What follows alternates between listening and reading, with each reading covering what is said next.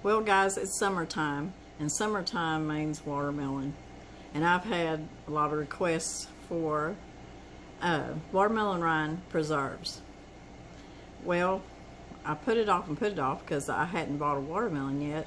And finally, we bought a really good watermelon the other day. And it was a sugar baby, and it was delicious too. So I thought, well, since I've got watermelon and I've got watermelon rind, we need to make some preserves. Now, the one thing about making watermelon rind preserves is it cooks down quite a bit. So hopefully I'm going to get enough rind to make enough preserves. It does take quite a bit, but so if you've got a big watermelon, don't waste the rinds. Make you some preserves. Back in the day, that's what they done, because a lot of times they couldn't get a hold of fruit, but sometimes if they raised watermelons or they could get a hold of a watermelon, they'd make preserves out of it. So it's an old-fashioned recipe, and it's really good. I remember my grandmother making it. So let's get busy. Cut us up some watermelon rind and get it cooked down, and we'll get it canned up. It's water bath canning, so it's easy to do. There's very little ingredients in it, and I think you're going to like it. So let's get busy. Okay, so the first thing we want to do is to cut our rind off of the watermelon skin. And when we say that, I'm talking that this is the rind, and this is the outer skin of the watermelon. Now, the easiest way to do this is to cut your pieces in smaller pieces to handle it. You can use a regular peeler if you want to, if that's easier for you. I find it easier for me just to use my paring knife and just cut it in small enough pieces that I can deal with it. And what you want to do is just, as much as possible, cut that green off, the green skin, but leave as much of the rind, the white rind, as you can, and just a little bit of the pink right here. So I cut the skin off, and I could probably have done it thinner than that. So here I've got the rind and some of the pink on there. And that's what it should look like. You can cut it up in 1-inch cubes. And that's the way we'll just keep doing it. Now, the recipe calls for 6 cups of 1-inch cube rinds. I'm not for sure how many cups I'm going to get, because this was a small watermelon, but I'll see when I get it cut up. Now, the one thing you want to make sure of is before you cut your watermelon, even before you eat it, I know a lot of people do, is to always wash your watermelon good. Take it to the sink or a water hose or something and wash it good. Because when you're cutting a watermelon, kind of like a cantaloupe, the first thing you're going to cut through is that dirty skin. So you just always want to wash them good. So I'm going to get the rest of this cut up. And you can see this one I didn't cut very well. I didn't get enough of the rind on there, but it's still okay. It ain't all going to be perfect. Just try the best you can to get it. And like I said, if a peeler's easier for you to use, that's fine. It's not that it's hard. You just got to get it just right. So I'm going to get the rest of this cut up and see how many cups I end up with. Well, I guess we're done pretty good, because I ended up with seven cups of 1-inch cubed up watermelon. So hopefully we'll get a few pints of preserves out of it. You're supposed to be able to get, like I said, about, I think it's between 3 and 4 pints. I'm going to say 3 pints.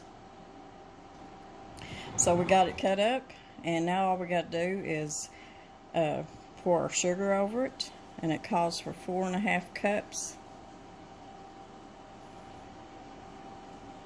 Now remember, we're making preserves, so it does take a lot of sugar. And if you're wanting to really make some but not use the sugar, if you're on a keto diet or something like that, you know, Mr. Brown and I, when we was on a low-carb diet, we used monk fruit a lot. It's very expensive, but I'm telling you, it tastes, I mean, as far as coming close tastes like sugar, it was what I preferred. And to me, it was even sweeter than sugar, so I would cut back on it.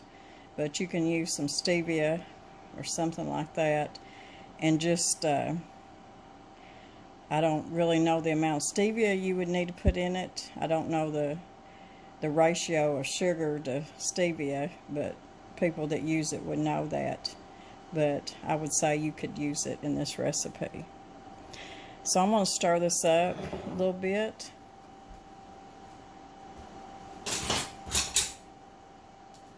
And all we're going to do is I'm just going to cover it, and I'm going to put it in the refrigerator overnight.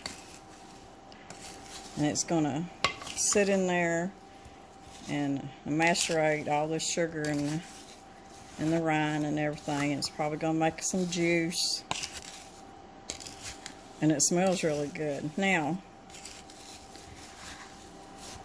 my memory of eating, now I want you to look, there's a little piece of green skin on that, and you really don't want that on there. I've eaten watermelon rind preserves. I mean, it tasted like apple jelly. I mean, that's my memory of it. So I don't know. It didn't really taste like watermelon, so. But we'll see. It's been a long time since I made some back when the kids were younger. I've not made any since, but I ate it a lot because my grandmother made it a lot. So anyways, I'll get this stirred up good, get it in the fridge, let it sit overnight, and we'll finish it up tomorrow. And then I'll probably wait one more day so that I can open a jar up and actually taste it and tell you if my memory's right and how it tastes.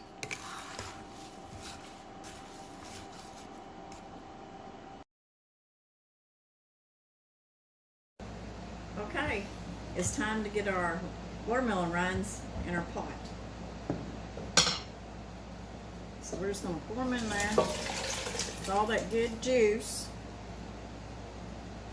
And the only other things we got to have is you can either cut up a lemon. What I done is I sliced it up and then I diced it up. I peeled it, de-seeded it, and chopped it up a little bit, and I'm going to put it in there. Now, if you don't have a lemon, you can use a couple of teaspoons of just your bottled refrigerated lemon juice if you want to. We're going to put our lemon in here and a teaspoon of cinnamon. Now, you got to have patience because this has got to cook down for 2 hours. Mr. Brown, you think they heard my new clock? It's dinging. Anyways, we'll talk about our new clock later. It was dinging, or not dinging, but chiming in the background. It sounds really pretty. But that's all we got to do. Like I said, I'm going to stir it up good. And we're just going to let it cook on a low simmer for 2 hours. Then we'll be back. And we'll probably taste it, and then we'll can it up. Okay, in about 5 minutes, it's going to be exactly 2 hours that we put this on. And you can see the difference. You can still see the red part of that was on the rind. But if you'll look at the rind, it's getting kind of translucent. Now, a lot of people like their watermelon preserves. They like it kind of chunky like this. I don't. Grandma always had hers blended up pretty good. So I think I'm going to take my immersion blender and I'm going to blend them up to where it's not such big hunks. And I can tell you, I done tasted it, and it tastes really, really good. So let me get my blender out and see if I can break some of these big chunks up. Now, y'all may like the big chunks in your preserves. Now, this is only going to make just a couple of pints. I'm not for sure, 2 or 3. May just make a couple. But, of course, it was a small watermelon, too. But you can, like I said, my recipe calls for 6 cups of chunked up watermelon rinds, and I had 7 cups. So it's not a big batch recipe. But if you have more, like a huge watermelon, or you had a couple, and you want to make quite a bit to put in the pantry, just double or triple your recipe. So let me get it blended up a little bit. Then we'll come back and look at it. So I took my immersion blender, and you can just use your regular blender. Just be careful doing it because it's so hot, and then you can pour it back in the pot. But this looks more like Grandma's watermelon rind preserves. And it's starting to thicken up, and I hope it sets up. Now, I did take the back of my spoon and test it. If it don't run back, it's usually good.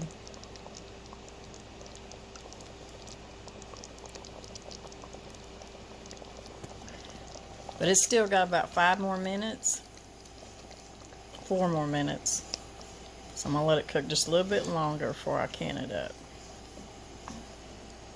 But it tastes really good.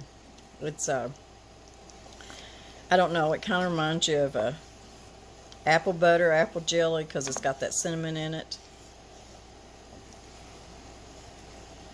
It's good stuff. Okay, so we are going to get this canned up pretty quick. And it's just hot water bath. And like I said, this recipe don't make a whole lot. But you know, back in the day, you were just happy to be able to get whatever you could get. And if making watermelon rind jelly was probably something really special. So, let me get my jars. I'm having to use my pint jars. I'm out of my jelly jars because I have put quite a bit up here lately. And I'm telling you, you cannot find jars or lids right now.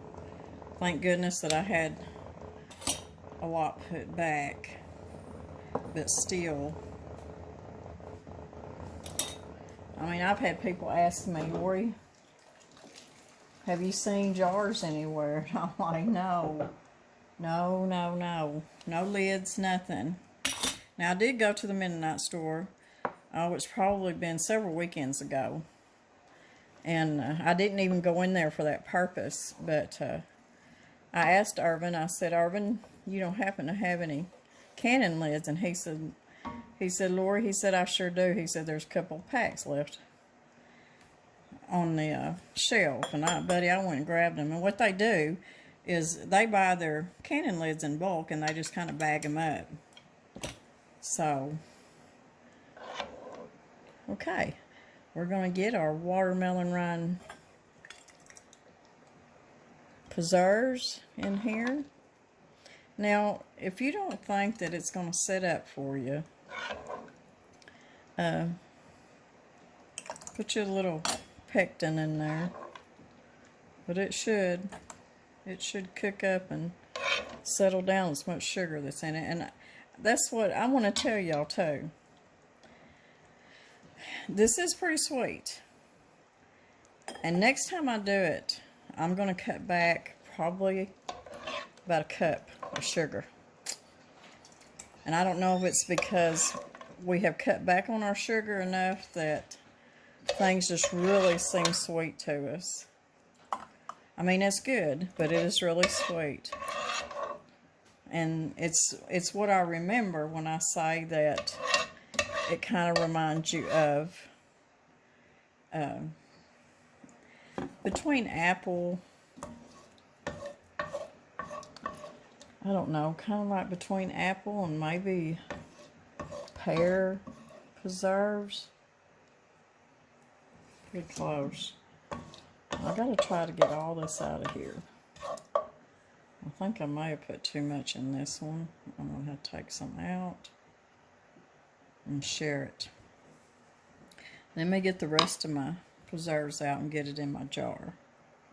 Okay, I got it out of the pot and it made 2 pints. I would have rather put them in half pints, but like I said, I didn't have any. So we're going to wipe the rims really good. Put our lids on them. It's pretty, and it reminds you, it looks like, to me, it looks like apple butter.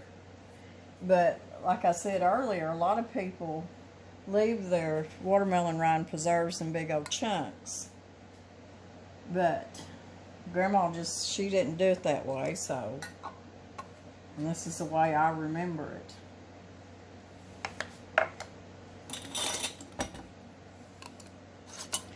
So if you got a big old watermelon that you're going to get quite a bit. Well, if this right here was 7 cups. So to get 4 pints, you know, you're going to need probably 10, 12, 14 cups of rind, because that's how much it cooks down.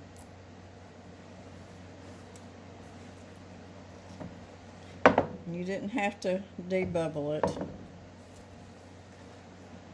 So I'm going to get this in my water bath. Get it to boiling. Needs to be about 1 to 2 inches above your lid. And I'm going to get it boiling good. Once it gets up there boiling good, I'm going to let it boil for about 15 minutes. And then we'll take them out of the canner. Okay, you can hear my jars over here bubbling away. And I made Mr. Brown some toast. So I get to try the the watermelon rind. Watermelon rind. Preserves. It looks like apple, doesn't it? And I told him. It kind of looks like apple and apricot. I'm thinking it tastes like apricot more than anything. That's what it reminds me of, is apricot preserves. So I'll get your take on it. It's really sweet. Yeah, I told him I think I would cut back just a little bit on the sugar. But it's really good. It even tastes, you know, I tasted a little bit while ago without bread, but bread and butter is really good. It's a little bit tart, so I'm thinking apricot. That's what I'm thinking. That's what it... It's similar to apple, but it's more apricot. More apricot. But it's good, isn't it? I mean, a lot of people, they say, I'll say, have you ever ate watermelon rind preserve? And they give you a look like, what are you talking about? And, you know, I can remember Grandma making it. Well, you remember. I remember. I mean, people done what they had to.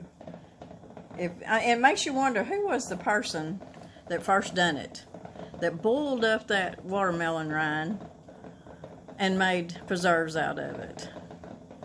Yeah, because you know what watermelon rind tastes like by itself. No, it's bitter. Not very good. No. But to be able to make preserves out of it, yeah. And it does have lemon in it, so that gives it a little tart too. I have to say, though, it's really good. So. One of these days, you're going to make something I don't like. You reckon? Mm-hmm. Yeah. When I give him that toast, I said, I want you to taste this for these people and tell them what it tastes like. And I knew he wasn't hungry because he ate a big old plate of tacos. Nachos, yeah. Nachos, and he's like, no, I ain't hungry. But you see, he just swallowed down that whole piece of toast. Swallowed it down? Swallowed it down. Anyways, I had requests for watermelon rind preserves. We done it. It can be done, and it's good stuff. It's what I remember. So if you have any rind left, don't waste it. Make you some preserves out of it. So I hope y'all like this recipe. We'll just leave Mr. Brown there. Leave me on camera. Say goodbye to everybody, and we'll see him in a couple of days. God bless everybody. Later on, Gators.